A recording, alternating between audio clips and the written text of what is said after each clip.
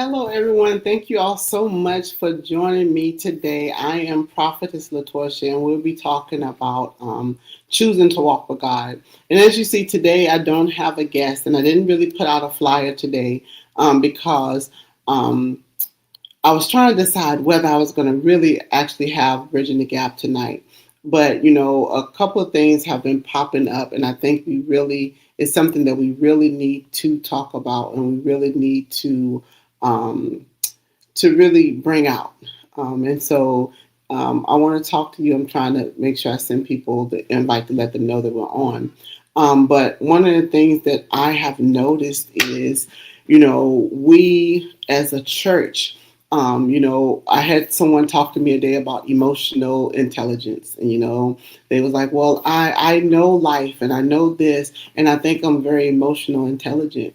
And one of the things that really caught my attention is it made me start thinking about church as a whole. It made me think about church and, how we're moving in church in this season. And it seemed like this is the season of shifting. We're all going through a level of shifting, a level of movement, a level of trying to maneuver in this new season. And in this new season, I've learned that um, in the shift, because it's not an easy transition, because the shift is a little hard. How are you doing, Miss Jackie? And the shift is a little hard, but what are we doing for emotional intelligence? How are we moving? How are we as a church moving in emotional intelligence?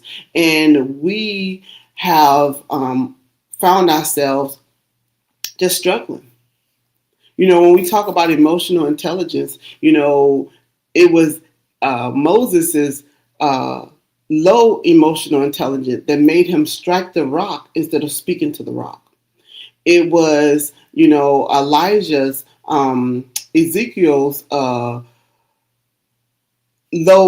emotional intelligence that caused him to act and move the way that he moved. And so today I want to talk about emotional intelligence within the church, within the body of believers, because I've noticed that we have become very, very sensitive, very thin skinned, that you can't get corrected now, because if you do, you want to leave the church. You can't get no one can tell you anything. No one can really talk to you about anything. Why? Because now I want to walk away from the church. So now, leaders have to tiptoe around how to correct you and tiptoe around how to talk to you. And it's because the emotional intelligence that should be at another level is not there.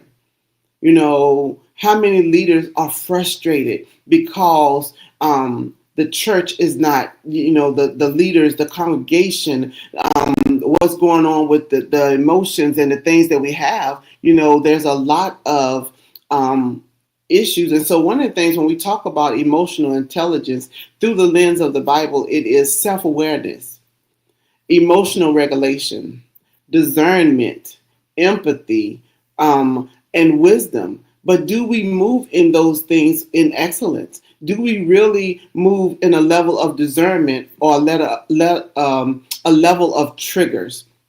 Because many times we say we have discernment, but what we are really moving in is trauma triggers.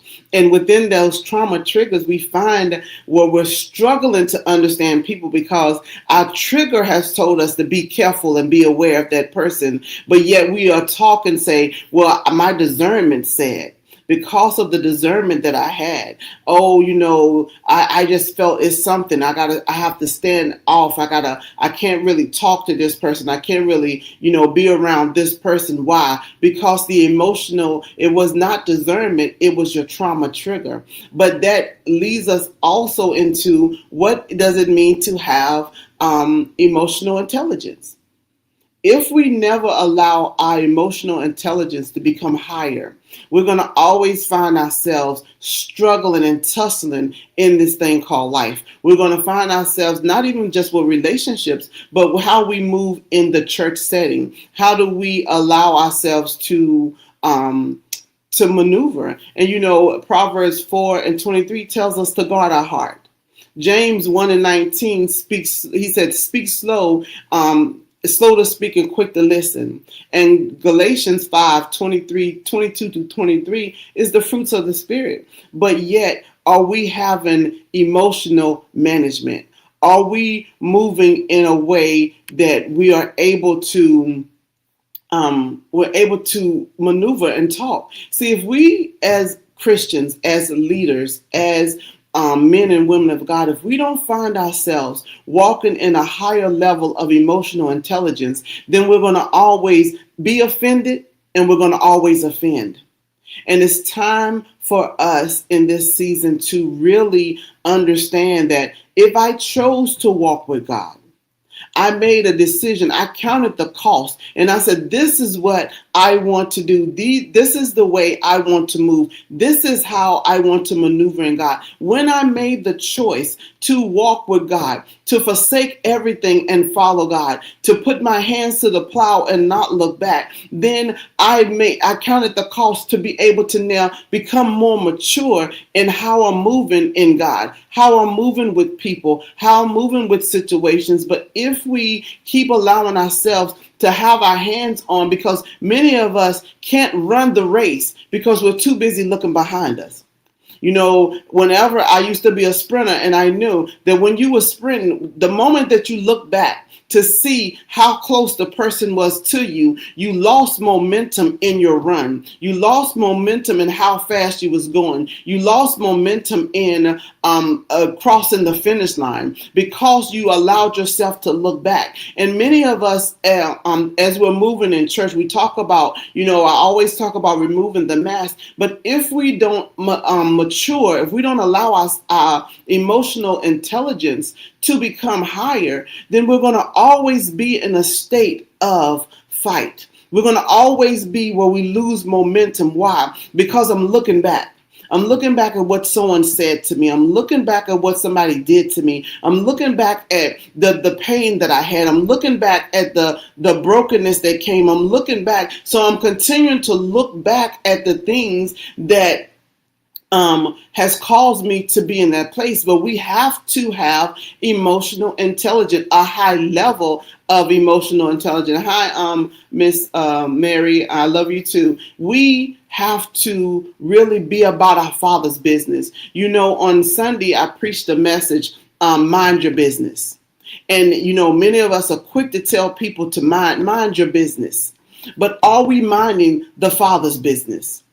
And are we just moving just to be moving? Are we doing things just to be doing it? Or are we really trying to really be sold out for God? Are we really trying to walk as the Father has called us to walk? Are we really trying to love first God and love our neighbors as we love ourselves? Or we're just trying to maneuver where we want people to see us and see me, and I need to be important, and I need to have a title, and I need to be seen? Or are we saying, God, what do you want me to do?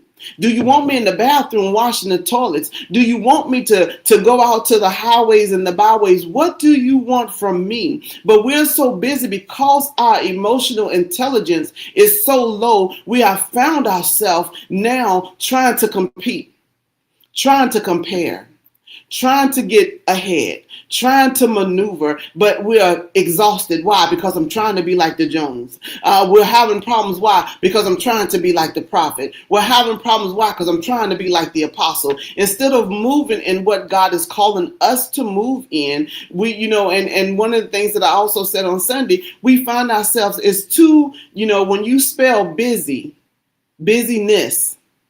and you spell business, the only difference is I. Because when you're about your Father's business, I have to focus. I have to walk with God. I have to look to the hills from which cometh my help, because my help comes from the Lord. I have to not look to the left nor to the right. I can't be like Martha, always doing something, always trying to do and be. But when we talk about busyness, we find ourselves with the why. And we're exhausted.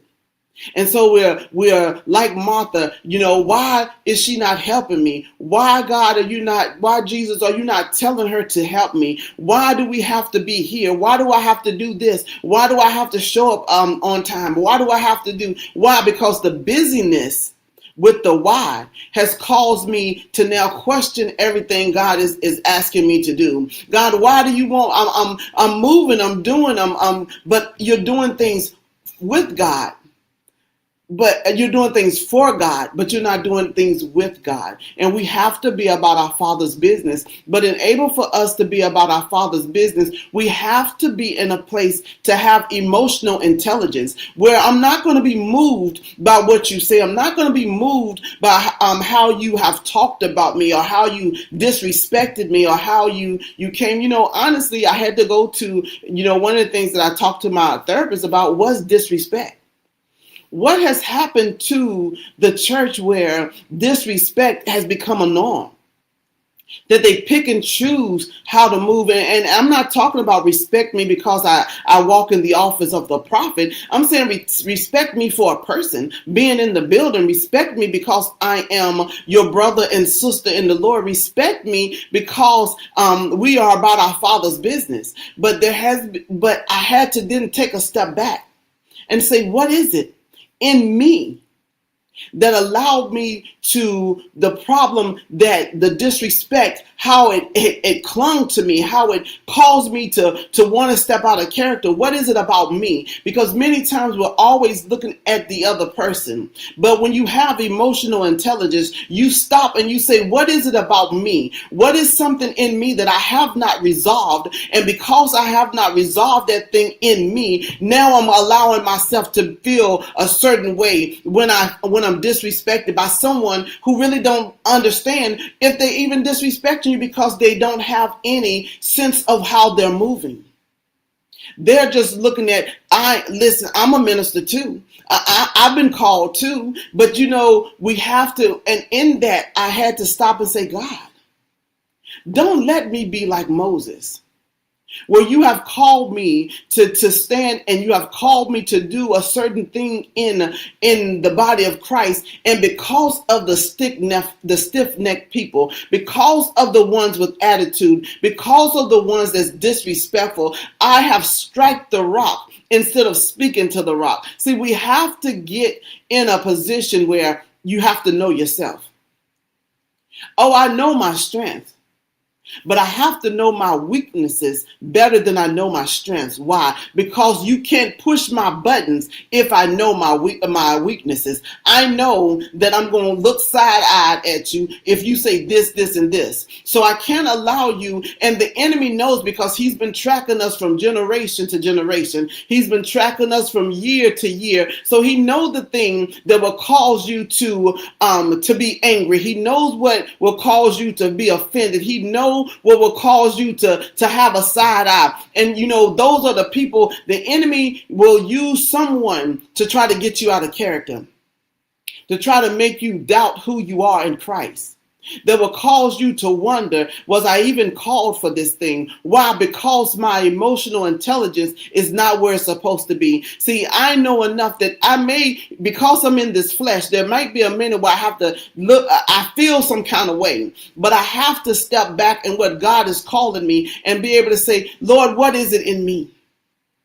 What is it that I need to come against? What is that spirit that this person is carrying that's trying to get me out of character? What is it that they have allowed the enemy to use them to try to come against me, to try to infiltrate into the ranks of what is going on? What is it in me that I've allowed the enemy to think that he has the right to even come and try to mess up my day, mess up how I'm feeling, mess up what you called me to do? And see, when we understand who we are and when we understand whose we are, we're going to move differently. And when you do a self-check and a self-evaluation, that's when you know, oh, wait a minute, I can't move like they move. I can't allow myself to act out of character. I can't allow myself to do anything. But what I can do is I can place boundaries. No, I'm not putting up walls. I'm placing boundaries. And the boundaries say when I had open doors, when I was able to move and you had a free access to me, you didn't treasure the access that you had. And so because you allowed yourself to think that you can do and say and move however you want to, now I have to put up a boundary. Now I have to set the boundary so that you can't come too close to even attempt to cause me to be out of character. Why? Because I will no longer throw my pearls to swine. When you have emotional intelligence, you know that now I'm not going to throw my pearls to swine. When I was taking time with you, when I was spending time with you, when I was helping, but you didn't appreciate that. You didn't understand that. And it's something in you that make you feel like you have the right to even come in and say certain things. We have to have emotional intelligence, because if not, we will allow the people to cause us to do what we're not supposed to do. Look at Ezekiel, who, when God called him.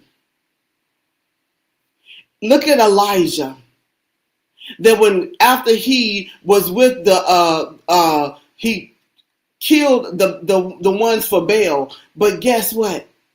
He allowed his fear to cause him to run. See, I'm not giving anyone any more authority.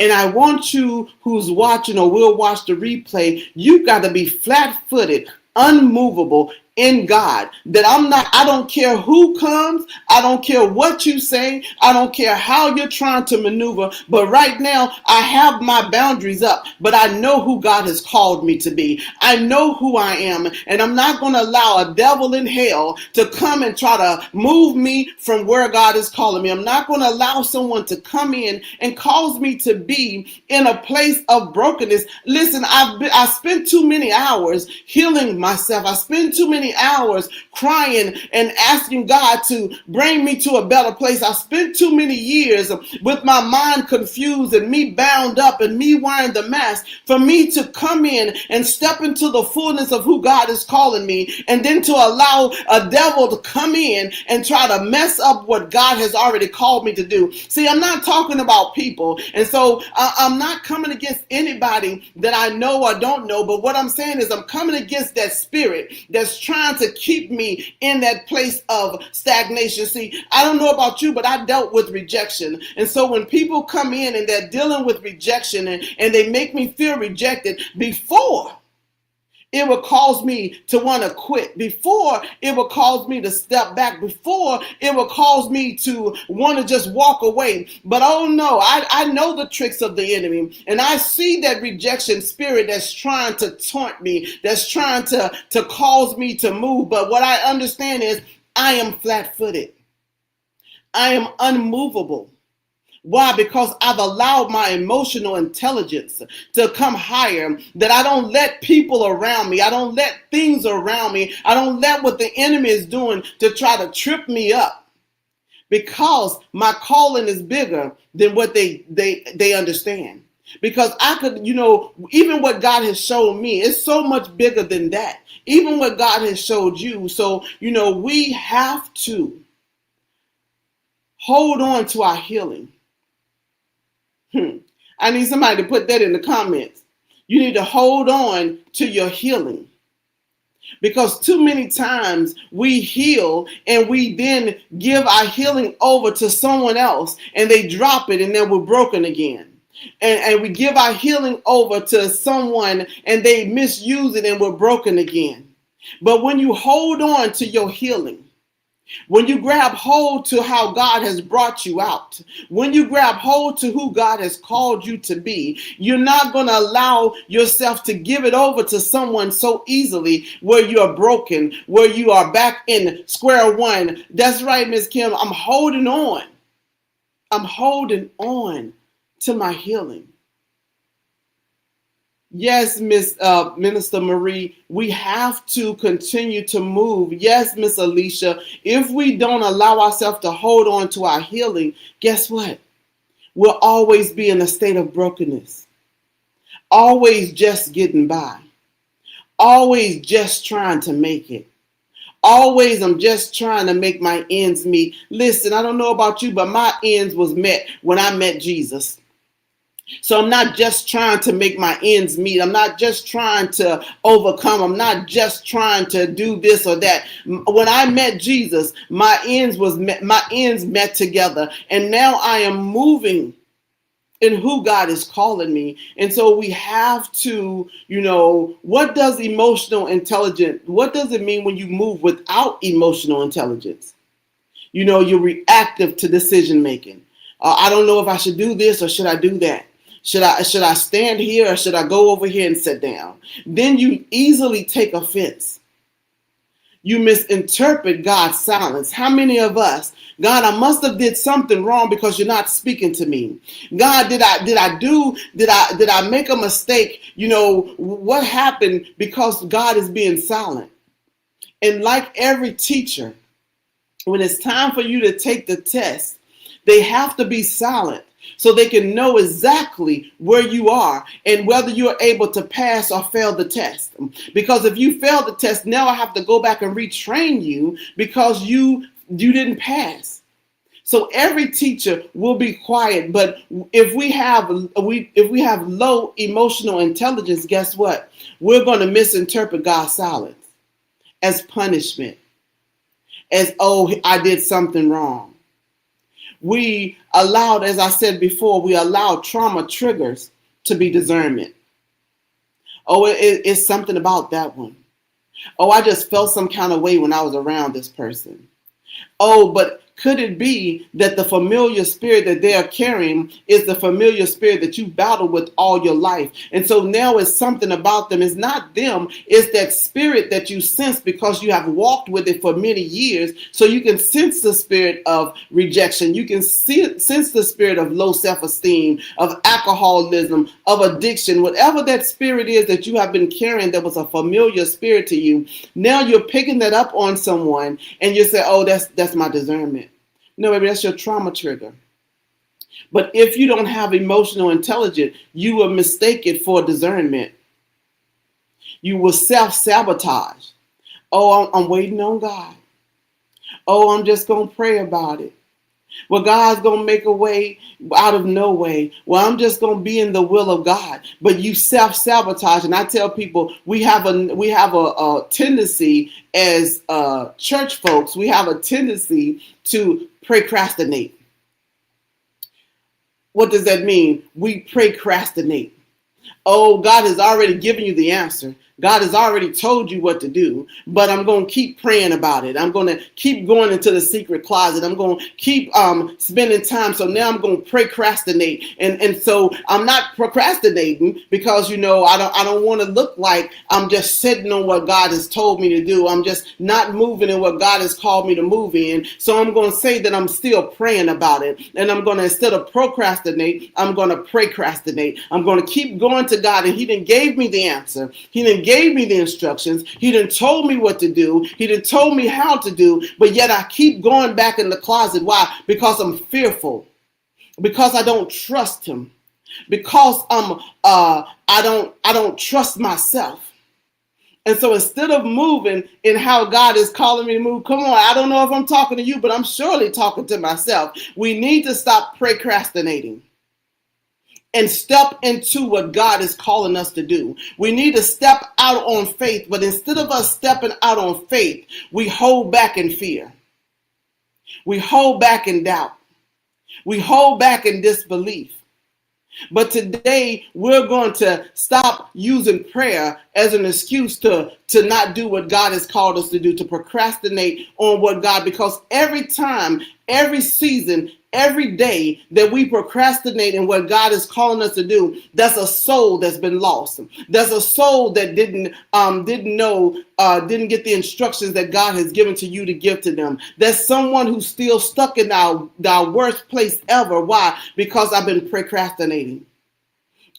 Instead of doing what God has called me to do, I'm going to pray about it. I'm going to waste time. And when I say, don't get me wrong, for someone who just only saw that part and said, well, she said that you are wasting time praying. That's not what I'm saying. When you've already received the answer, And God has already given you the instructions. But yet you are still praying because you are afraid to step out on faith. You are afraid to trust God. You are afraid to move. Why? Because I'm not sure. God, I don't know if I'm ready. But when it goes back around, it just goes back to the fact that you don't trust God. Because if you trusted him, whether it was all together, whether he only gave you the first step, you're going to move on that first step and stop waiting for God. Stop waiting for delay. Because God is like, I done told you what to do. I done gave you instructions. I done sent the prophet to speak to you. I done sent the apostles to speak to you. I done sent the babes to speak to you. I've told you in your secret place, but yet you're still procrastinating and procrastinating. But that goes back to us not having emotional intelligence, that you have struggles with boundaries. Well, why sister so-and-so won't let me ride in the car with her, but she let everybody else ride in the car? You don't know the boundary that sister so-and-so has set for her car. You don't know the boundaries that she has set for her walk. So don't struggle with boundaries, but then we struggle with the boundaries that we place on ourselves.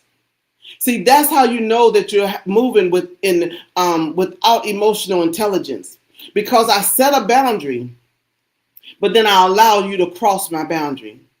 I set a boundary and say, I'm no longer going to have people do this to me. I'm no longer going to have someone come to there. I'm not going to have whatever your boundary is.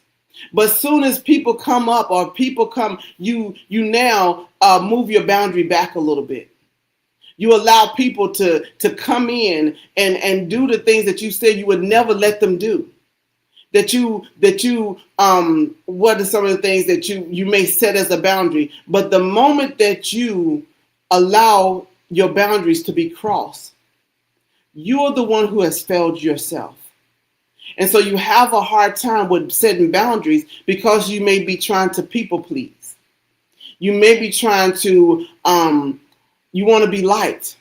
You don't want to do this thing alone.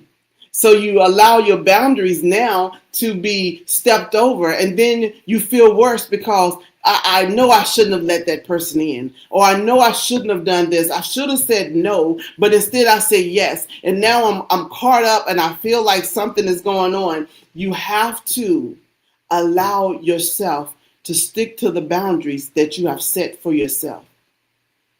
Because if you don't, then your emotional intelligence is low, or you don't have emotional intelligence. You over spiritualize emotional wounds.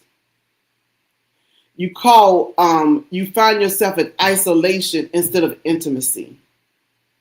I'm just going to be by myself. I just don't even want to deal with it.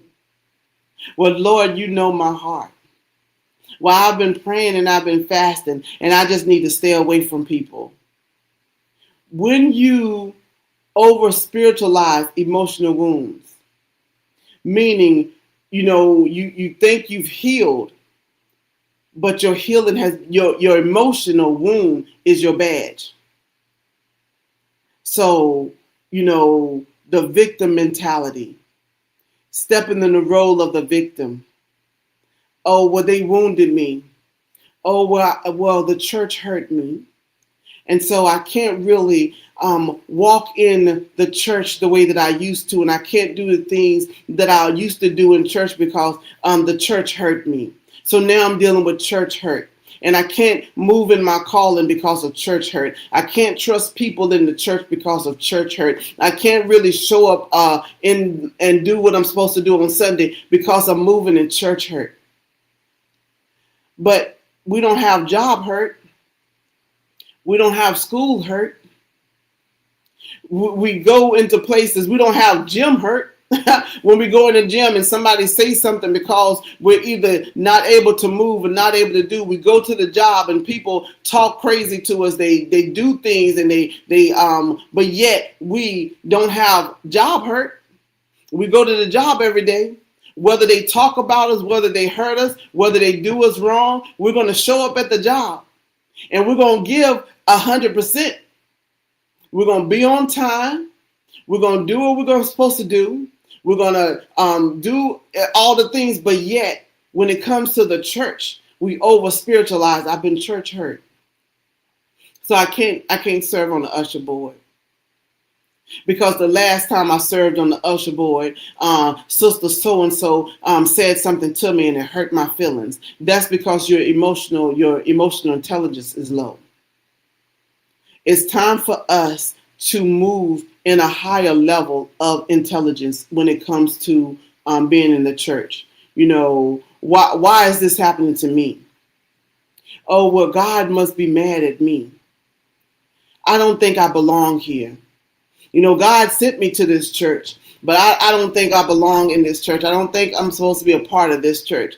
But if God sent you to the church and God knew everybody in the church, then why do you feel because somebody didn't call you an evangelist, somebody didn't call you a pastor, someone didn't call you a prophet, now I got to leave? I went through school and I've become a reverend, I've become a minister, and you didn't call me minister, so I'm leaving the church. Emotional intelligence. I'm serving, but I feel like I'm empty. Then where is the joy of the Lord? Because the joy of the Lord is our strength. And I think when we are dealing with emotional intelligence, we find ourselves always in that busyness. I'm just trying to get something done. I'm just trying to make it happen. I'm just trying to do this. But when we understand, listen, it's time for us to step up and step out. Step up out of where we've always been pushed down, where we've held ourselves down, where we think that there's nothing else for us but us to be in this place. It's time for us to step up and then step out. Whenever you are going up a set of stairs, you always have to step up to get higher. And it may be a little uneasy when you lift your foot and you're going to that next step. But guess what? There's going to always be where you're going to step up to the next step. That's right, Miss Alicia. The joy of the Lord is our strength. Yes, Miss Kim, we cannot allow emotions to control us. But that's why you have to move in emotional intelligence. You know, what if Moses would have spoken to the rock? See, when we have low emotional intelligence, we move because we are in a place where we're not really understanding what God is calling us to do. Because in one season, he may tell us to strike the rock. But in the next season, he may tell us we have to speak to the rock. Why? Because I need to show those who are around you, that's watching, that's looking, that I can strike the rock and get the water. But I'm also God, that I can speak to the rock and it's going to produce what's needed. And he still allowed the water to come out of the rock, but he lost his place in the promised land. Don't allow people to cause you to miss what God has assigned you to do in the promised land. We're so busy. Oh my goodness, the busyness of us doing things for God. I'm doing things for God. I'm going to feed the homeless for God. I'm going out to do this for God. Oh, I'm going to keep my mouth shut because if I say what I want to say, people are going to leave. We need to start speaking up. We need to start telling people and calling them out, because what we're doing is we're allowing Christians to now be one-sided Christians, where they're growing up thinking they have to be spoon-fed, they have to be hand-led. We have to start speaking to them. No, baby, you can't do that. You can't say that. You can't move like that. Why? Because I'm trying to get you to grow up in who God is calling you. So if I'm always spoon feeding you, if I'm always leading you by the hand, then you're going to always think that you can say and do what you want to do. You're going to always be offended. You're going to always have, where you easily move. Why? Because you have not allowed yourself to be trained. You know, there's been times where I was riding the bicycle and I fell. But after time, I've learned how to brake, how to balance myself on the bicycle. Why? Because I got tired of falling. I got tired of doing, being wounded. But when I understand who I am and whose I am, I know that the fall was necessary for me to be able to balance. The fall was necessary. But if we are not careful, we're going to groom up this generation to think that it's supposed to be easy, that I'm supposed to get it in a second, that I'm supposed to step in and then, I'm supposed to go from the bottom of the ranks to the top of the rank. Why? Because I deserve it. I feel like I should. But when we have emotional intelligence, we are able to say, no, baby, listen, you're not quite ready. And it's okay. But you're just not quite ready. When you have emotional intelligence, you realize that you start responding instead of reacting. See, I can respond to your bad attitude, but I don't have to react to your bad attitude. What does that mean? I can check you right there and say, hey, you're talking you're talking wrong. So I need you to check yourself. I need you to take a moment to look at how you're speaking, because this is going to be a lesson where I can do on the spot training. If you know about military, I can do on the spot, and I can let you know you don't talk to me like that. You're not gonna move like that. You're not gonna be disrespectful like that. I'm not reacting. I'm responding. Listen, you're not going to do that, because reaction will make me pop off. Reaction will make me say something I'm not supposed to say. Reaction will make me step back into Tasha instead of being Prophetess LaTorsha. See, but I have emotional intelligence enough to know, okay, I don't have to go round and round with you. I don't have to tussle with you. If you don't want to listen to correction, if you don't want to listen to how I'm trying to explain to you how you messed up, how you didn't do that, then I'm not going to go back and forth with you. Duly noted. Roger that. Let me keep moving. You allow the Holy Spirit to interpret emotions. You understand where wounds end, come on, and where God's voice begins. I'm not speaking from our wounded place. I'm speaking from a place of healing. I'm speaking from a place that I'm not going to be a doormat for you to say and do anything to me. I'm speaking from a place where I hear God's voice, where God's voice began. And God said that I'm the head and not the tail. He said I'm above and not beneath. So I'm not going to let you talk down to me. I'm going to let you know that you can't disrespect me like that. I'm not going to react, but I'm going to respond. We're protecting boundaries without guilt. How many of us have set boundaries and then we're walking around and we feel some kind of way? Well, I should have said yes.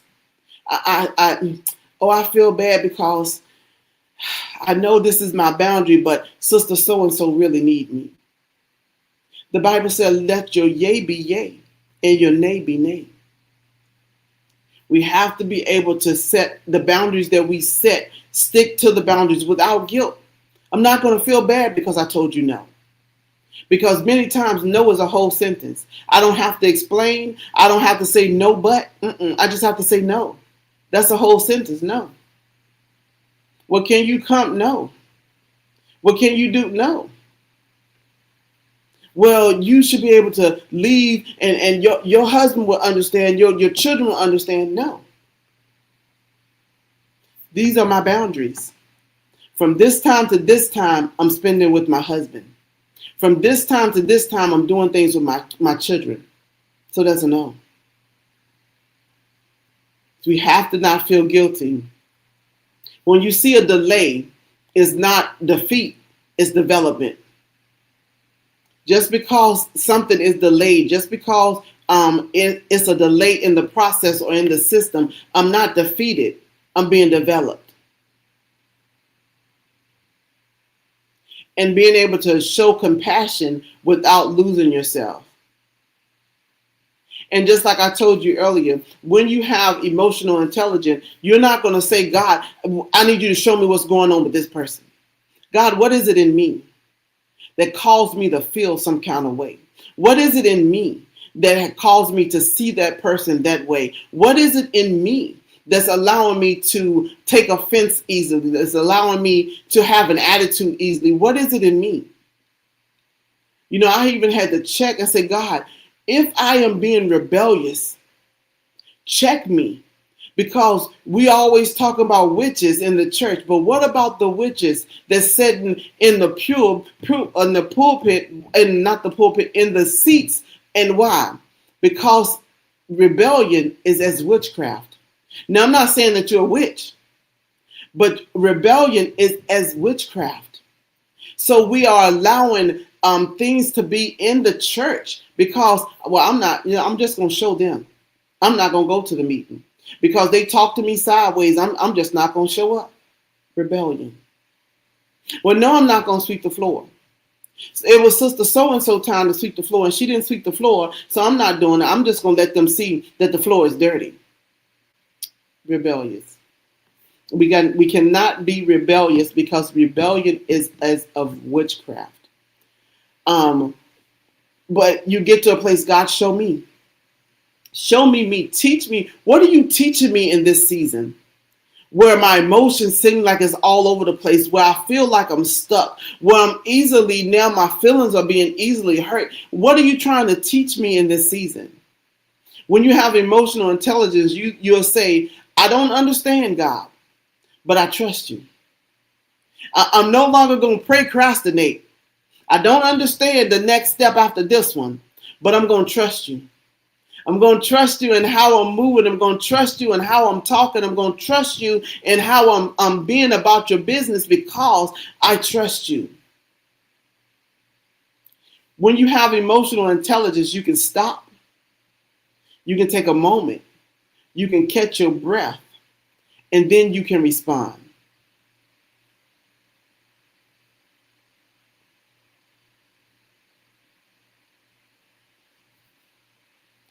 And your emotional indicators are not your dictators. Meaning, because I am emotional, I know enough to say, let me just step back. Let me be like Jesus while I steal away in the early morning hours so that I can pray. You know, if we listen to David in the Psalms, listen, David went through emotions. He was happy, he was sad, he was crying, he was dancing out of his clothes. You know, we have to understand that I'm not going to allow my emotions to overtake me. But I'm able to go to the Lord and say, God, I'm feeling some kind of way. Lord, they hurt me. They caused me pain, and they broke my heart, and they disrespected me. They caused me to feel this way. God, I'm going through this, and I got tears running down my eyes, and I just don't want to do it anymore. Like David, I cried all night long. That my pillow was wet because I cried all night long. Lord, everyone is after me. God, let them fall in the pit.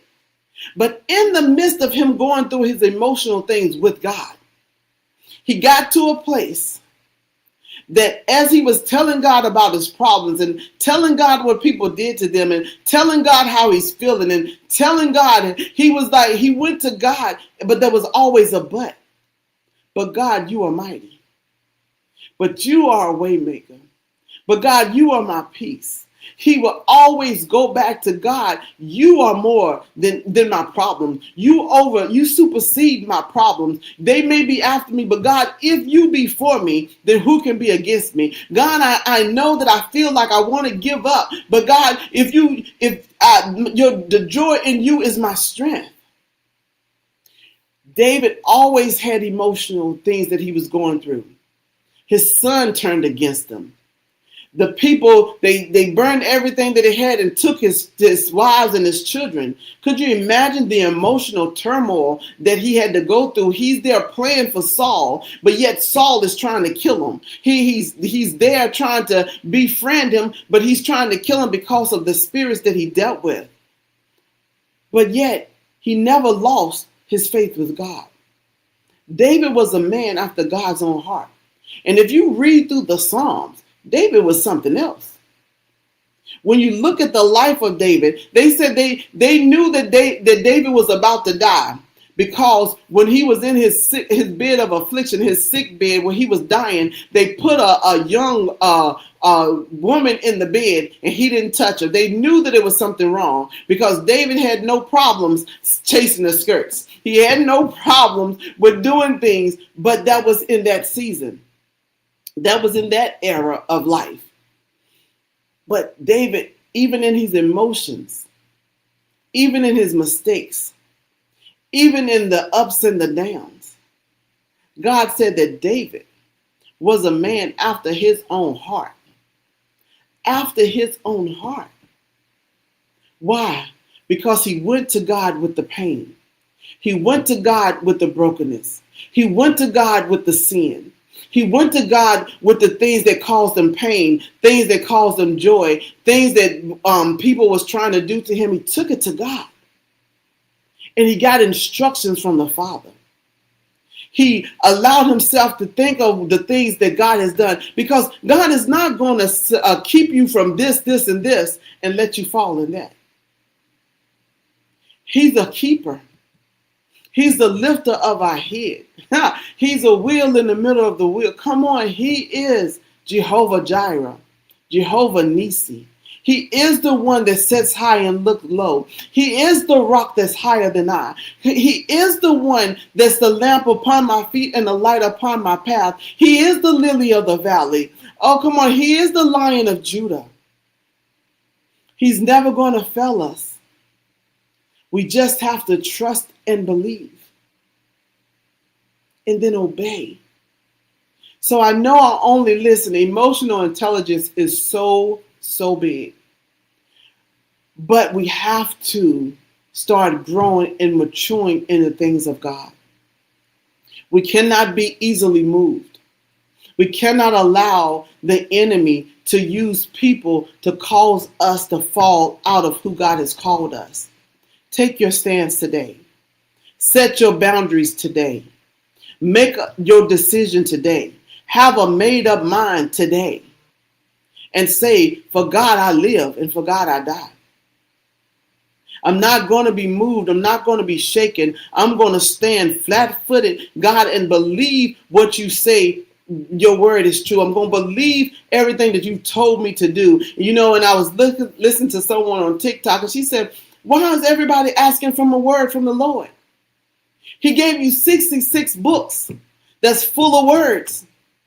And when we understand that we can allow the words that he has given to us to shape our lives, what if our life today is because of what we spoke on yesterday? What if the stuff that we're battling today is because of the stuff that we spoke on yesterday? Well, I'm never going to get by. Well, I'm just making it. We have to start speaking life. Because when you have emotional intelligence, I'm not going to look at what the situation may look like. I'm going to understand that I move in a level of faith. I move with the God of the universe. I move with the creator of the universe.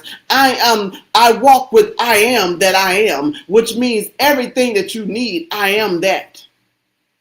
And so when you understand that you have the words to speak life or death. In the Bible, in Deuteronomy, God said, I lay before you curses and blessings. But if I was you, I'll pick the blessings. But you have a choice whether you can choose the curses or choose the blessings. But when you move in emotional intelligence, you're going to choose the blessings. I'm going to choose not to be easily moved. I'm going to choose to walk with God. I'm going to choose to not let things bother me. I'm going to choose to just step into what God has for me. God, I know that you have called me for such a time as this. I know you have allowed me to be here for such a time as this. Now, what do you want me to do in this season? Because if Esther did not have emotional intelligence, and she stuck with saying, well, I'm in the palace. You guys worry about yourself. I'm in the palace. But she had enough understanding. God, what is the lesson I'm supposed to learn in this? Let me go before the king, and if I die, let me die. But I understand that it's bigger than just me. It's to everyone that's connected to me. Because when they start killing the Jews, guess what? They're going to find out eventually that I am a Jew. So let me be about my Father's business. Let me go in and do what I have to do for such a time as this. So, beloved, I ask you today, what is your such as time as this? What is God calling you to do in this season, in this time? What is God calling you to do? Now it's time for us to do it. No more procrastinating. No more procrastinating. We're going to start the podcast. We're going to write the book. We're going to show up. We're going to be consistent. Why? Because now I understand that it's bigger than me. That I can't be in the busyness always asking God why. I have to be about my Father's business. So, listen, this hour has gone by so fast, but I want us, and emotional intelligence is so huge that I am definitely going to reach out to some people that I know that are coaches that are moving so they can come on and we can ask the questions. So if you have questions, send me the questions about emotional intelligence so that we can grow and become better. We can walk in excellence. We can do the things that God is calling us to do, and we're not going to be easily moved. We're not going to be easily swayed. That's right, Minister Marie. Yes, now is the time. What did it say in One-on-One with God? If not now, when? If not now, when? He's been telling you for 2 years to write the book. If not now, when? He's told you for 6 months to do the podcast. If not now, when? When are you going to do what God is calling you to do? So today we come against procrastination. We come against low emotional intelligence. We come against doubting who God is, who we are in God. We're going to stop doubting and moving in this. So you all, I want you to move today, making a made up mind that God, even if my emotional intelligence is low, today show me how to move that I can increase my intelligence in you. So I won't move in this broken version of myself, that I can move in the fullness of who you called me to be. Because it's now. The time is now. And we have to say yes. Because we don't know how many people that is connected to us that we haven't met yet.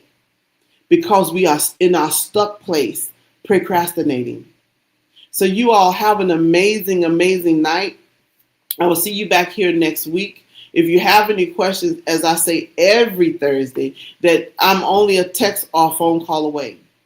We are all in this together. And when the Lord gave me this to talk about emotional intelligence, first I was like, oh God. But now, it helped me, and I know it helped you. Because now my prayer is, God, help me to increase my emotional intelligence, that I'm not easily moved. I'm not easily offended. I'm not easily in a place of where I'm supposed to be, a place that I'm not supposed to be, but I'm moving freely in you, that I won't be like Moses, that I make it into the promised land of what you're calling me. So you all have an amazing, amazing night.